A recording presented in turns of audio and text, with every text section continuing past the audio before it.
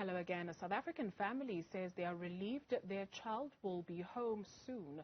Kaone Molefe went to Ukraine last year in July. That's after receiving a job opportunity. Tshegohaco Moagi is standing by to tell us about his struggles to get out of that country.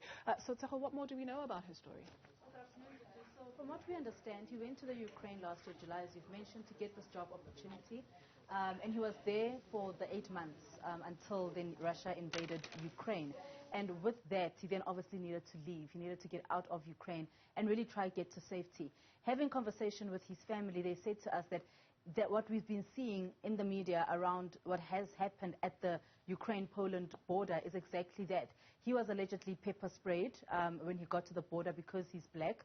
He really struggled to get out of Ukraine, but luckily the people that he was with, they've made a way for him to get out of Ukraine into Poland. We understand that he is not okay, obviously mentally.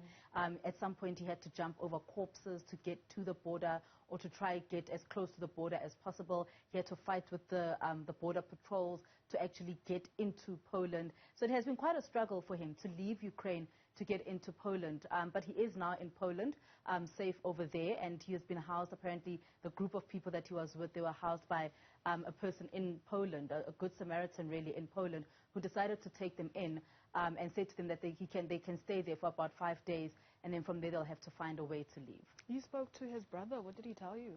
So his brother, very emotional actually, he was quite emotional about what has happened to his brother. He's the one that told us about what happened at the border. He's in matric this year, and he's the one that said that, you know, it's a difficult time for him because he's in matric. He tries not to think about what could have happened if his brother was in Ukraine still, especially with this war ongoing as it is now. But let's just take a closer listen to what he had to say to us.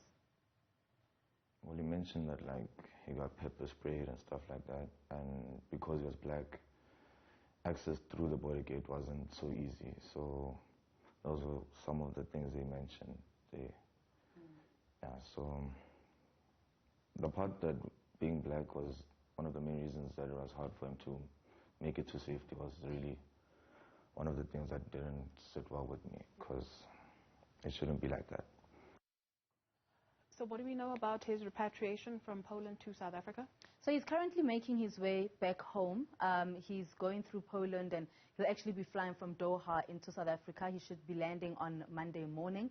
But the family really disappointed in what they are saying is the lack of assistance from the South African government to those that are in Ukraine or even in Poland at the moment needing to come back.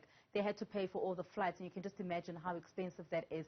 They had to pay for all the train rides, obviously, because he's had to leave all his belongings in Ukraine, leave the job that he had there and everything else that he had, and just pack as much as he possibly could.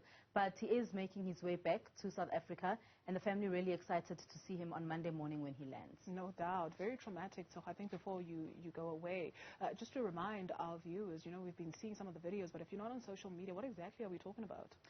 So what we have seen is the issue of with people that needed to leave Ukraine going into Poland, mainly, obviously, young people, because the men in Ukraine were told to stay and fight. So you'd see a lot of young people, women and children, but the black people that were in Ukraine have actually found it to be more difficult to leave the country, specifically at the border of Ukraine and Poland. A lot of people obviously going into Poland to seek refuge there. But we've seen a lot of people struggle to get there, mainly because of their skin color.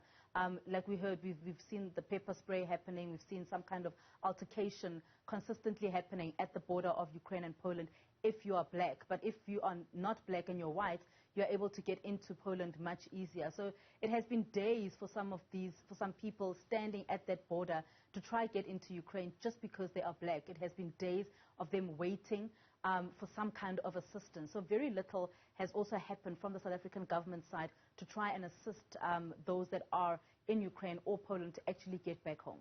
And ironically, we heard from the Ukrainian ambassador to South Africa in the week saying there's no racism, that irrespective of color, as long as you're a woman and child, you'd be allowed to go through. Tshegohaco Moagi, thank you very much for that update.